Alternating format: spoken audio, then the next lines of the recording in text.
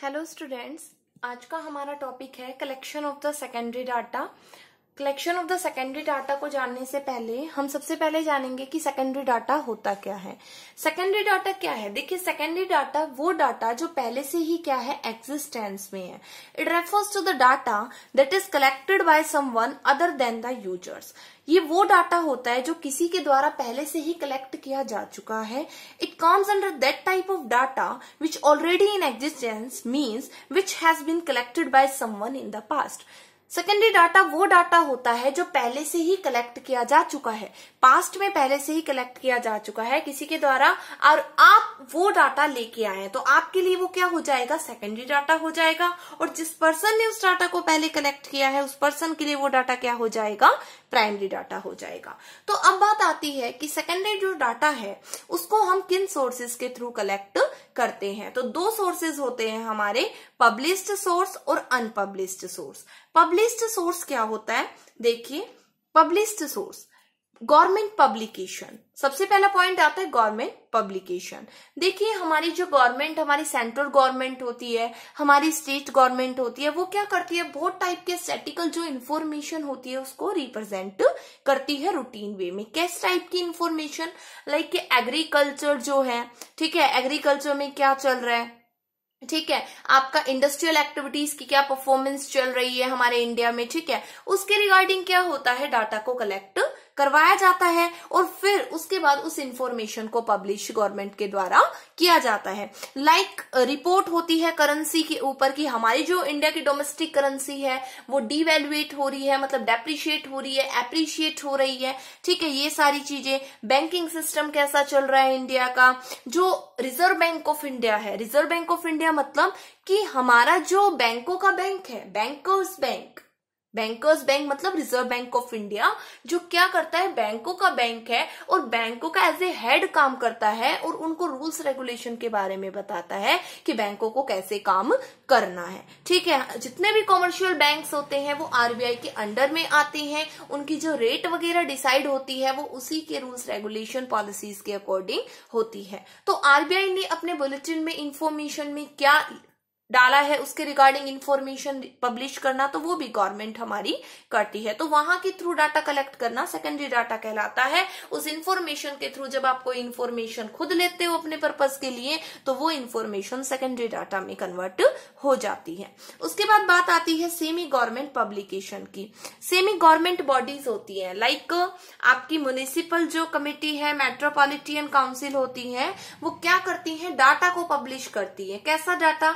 Education का हो गया, बर्थ सर्टिफिकेट का हो गया, डेथ सर्टिफिकेट का हो गया। तो ये सब जो इंफॉर्मेशन होती है ना, ये सारी किसके पास होता है, इनका रिकॉर्ड म्युनिसिपैलिटीज के पास होता है या मेट्रोपॉलिटन जो काउंसिल होती है उनके पास होता है। जैसे नगर पालिका होती है, जैसे मान लीजिए कोई भी बच्चे का जन्म हुआ तो उस बच्चे का जब जन्म होता है तो उसका बर्थ सर्टिफिकेट बनता है। तो वो बर्थ सर्टिफिकेट कहाँ से बनता है? म्युनिसिपैलिटी से बनता है, नगर पालिका से बनता है। वहां पे आपको बच्चे का नाम रजिस्टर्ड कराना होता है, ठीक है, और वहां से फिर आपको बर्थ सर्टिफिकेट मिल जाता है। जो मेट्रो सिटी होती है वहां पे मेट्रोपॉलिटन काउंसिल होती है। तो उस बेसिस पे अगर आपको डाटा चाहिए कि हमारे देश की जो पॉपुलेशन की ग्रोथ रेट है वो बढ़ रही है, क्या हो रही है, घट रही है, तो हम वहां से डाटा कलेक्ट करके, मतलब सेकेंडरी डाटा होगा हमारे लिए, हम वहां से डाटा को ले सकते हैं और अपने अकॉर्डिंग उसका यूज कर सकते हैं। Report of the committee and commission, committee और जो कमीशंस होते हैं वो हमारी गवर्नमेंट के द्वारा बनाए जाते हैं। गवर्नमेंट क्या करती है, गवर्नमेंट को बहुत सारी इंफॉर्मेशन चाहिए होती है देश को चलाने के लिए। इसके लिए गवर्नमेंट क्या करती है, अलग अलग कमेटी और कमीशन बना देती है। लाइक फाइनेंस कमीशन हो गया, प्लानिंग कमीशन हो गया, मोनोपोलीज कमीशन हो गया, ठीक है। तो ये जो कमीशंस होते हैं ना, ये इनको जो काम दिया जाता है वो काम ये करते हैं और उसके अकॉर्डिंग रिपोर्ट तैयार करते हैं और उस रिपोर्ट को किसे सबमिट कर देते हैं, हमारी गवर्नमेंट को सबमिट कर देते हैं। जैसे हमारी फाइनेंस कमीशन है, अब फाइनेंस कमीशन हमारे फाइनेंस मिनिस्टर से रिलेटेड है। अब फाइनेंस मिनिस्टर हमारी इंडिया की कौन है, निर्मला सीतारमन। अब जो निर्मला सीतारमन है हमारी फाइनेंस मिनिस्टर है, तो उनका काम क्या होता है कि भारत का बजट बनाना, कि आने वाले टाइम में हम कितना खर्चा करेंगे, कितनी इनकम होगी, ये सारी चीजें जो होती है फाइनेंस कमीशन के द्वारा की जाती है, तो उसके रिगार्डिंग इंफॉर्मेशन को सप्लाई किया जाता है एज अ रिपोर्ट बना के किसको, गवर्नमेंट को। तो ये भी क्या है, एक सेकेंडरी डाटा के वे में आ जाता है। फिर publication of the trade association. Trade association क्या होते हैं, बहुत से बिग ट्रेड एसोसिएशंस होते हैं जो क्या करते हैं, ट्रेडिंग एक्टिविटी के ऊपर नजर रखते हैं। ठीक है, जैसे शुगर मिल का ट्रेड एसोसिएशन है तो बताएगा कि इंडिया में शुगर मिल की स्थिति क्या है।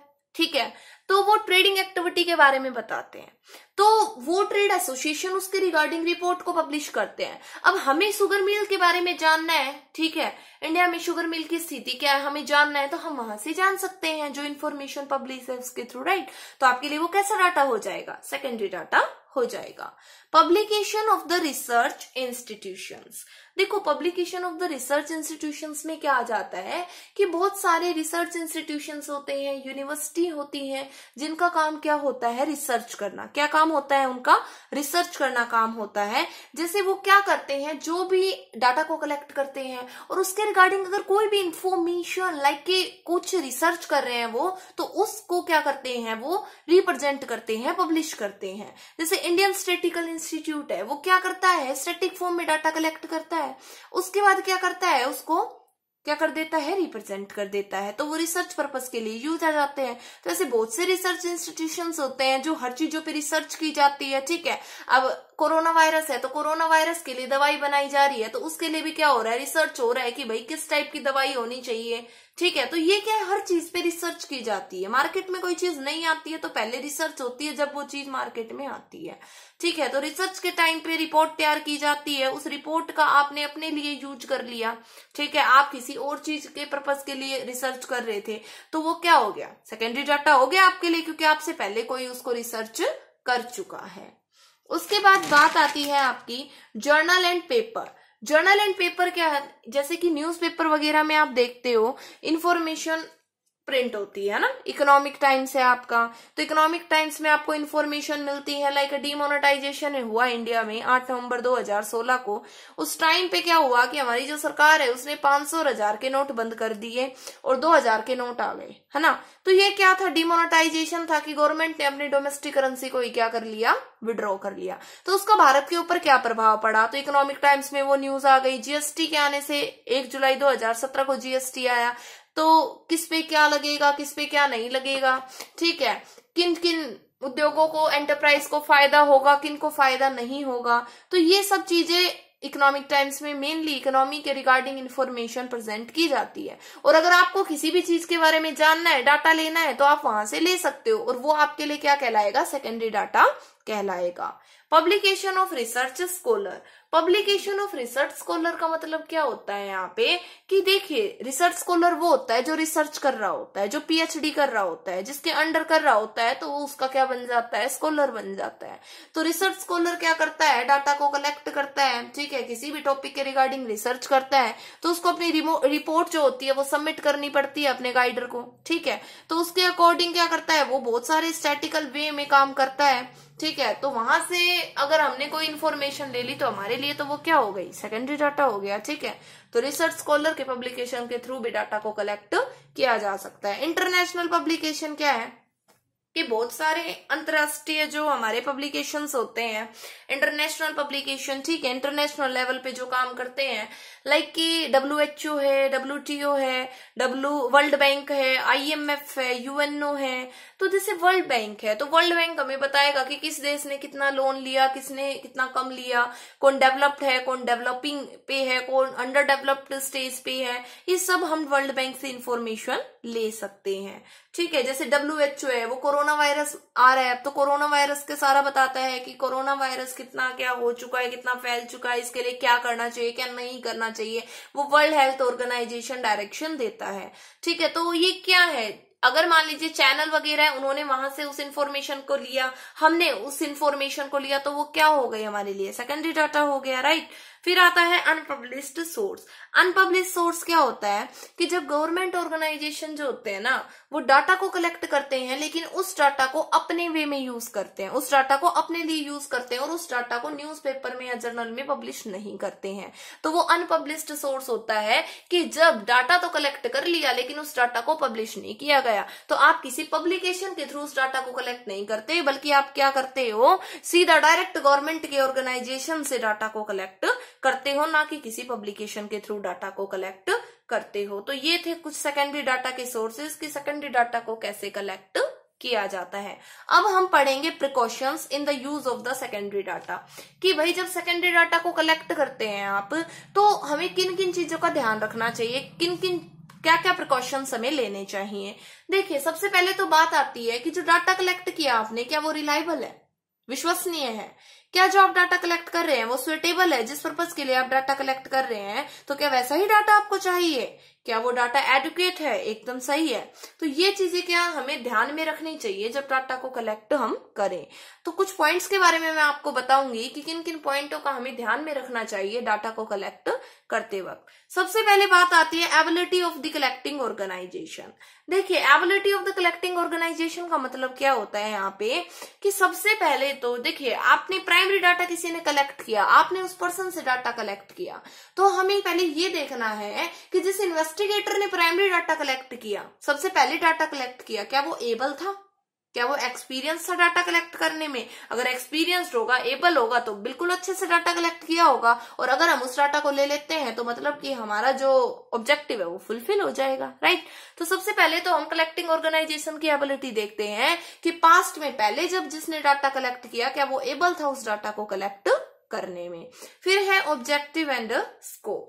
ऑब्जेक्टिव एंड स्कोप में क्या आता है जी, कि इनिशियली जब डाटा को कलेक्ट किया गया तो उस टाइम पे हमारा ऑब्जेक्टिव क्या था, हमारे स्कोप क्या थे। मतलब कि देखिए, मैंने बताया था स्टैटिस्टिक्स में कि जब डाटा को कलेक्ट किया जाता है तो उसके पीछे हमारा कोई पर्पज होता है कि हम उस डाटा को क्यों कलेक्ट कर रहे हैं, पर्पज होता है, हमारा उद्देश्य होता है उसके पीछे, राइट? तो उस केस में क्या है यहाँ पे कि जो ऑब्जेक्टिव और पर्पज पहले था, क्या वही ऑब्जेक्टिव एंड पर्पज अब है आपका? क्या मैच कर रहा है? अगर मैच कर रहा है तो सेकेंडरी डाटा सही है, अगर मैच नहीं कर रहा तो मतलब वो क्या है, आपका गलत है, आपको फिर वो डाटा वहां से नहीं लेना चाहिए। तो ऑब्जेक्टिव एंड स्कोप आपके मैच करने चाहिए। फिर है method of collection.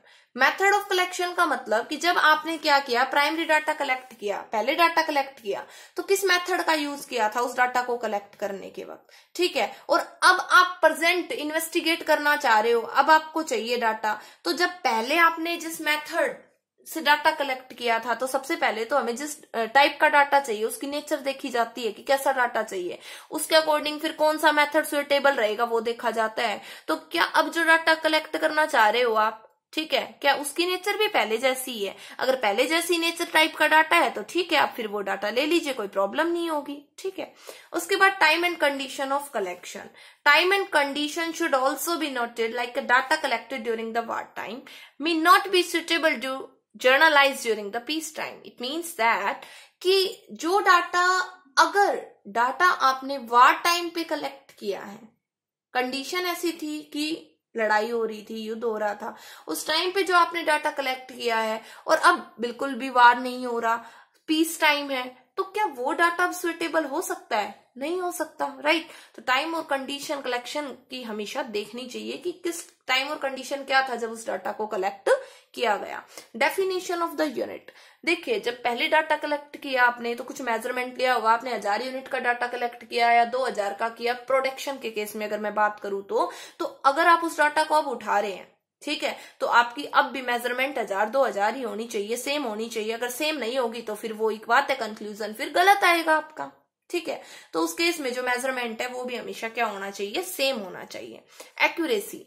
Accuracy of the data should be checked. If there is no accuracy present in then data should be discarded.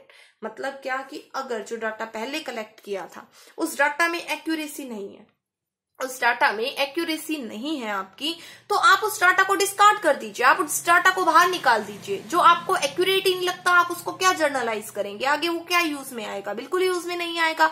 तो आप उसका क्या कर दीजिए, डिस्कार्ड कर दीजिए, उसको बाहर निकाल दीजिए, राइट, उसको चेंज कर दीजिए। तो जब डाटा को कलेक्ट किया जाता है, सेकेंडरी डाटा को, तो ये भी ध्यान में रखना चाहिए कि क्या एक्यूरेट है वो डाटा जो आप कलेक्ट कर रहे हो, एक्यूरेट है या नहीं है। तो ये सारी चीजें हमें ध्यान में रखनी चाहिए। तो ये थे आपके सेकेंडरी सोर्सेज के थ्रू की भाई पब्लिश्ड और अनपब्लिश्ड सोर्स। फिर उसके बाद हमने पढ़ा कि क्या क्या प्रिकॉशंस हमें लेने चाहिए। तो ये था, पीडीएफ आपको मिल जाएगी, पीडीएफ के थ्रू अपने नोट्स प्रिपेयर कीजिए। यहाँ तक सभी बच्चों के नोट्स प्रिपेयर हो जाने चाहिए। उसके बाद चैनल को लाइक करिए, सब्सक्राइब करिए, ताकि आपको रोज के रोज इन्फॉर्मेशन मिलती रही ऐसे ही कंटिन्यूअस वे में। चैनल को सब्सक्राइब करेंगे तो आपको नोटिफिकेशन आता रहेगा, बेल आइकन को दबाना ना भूलिए। Thank you all.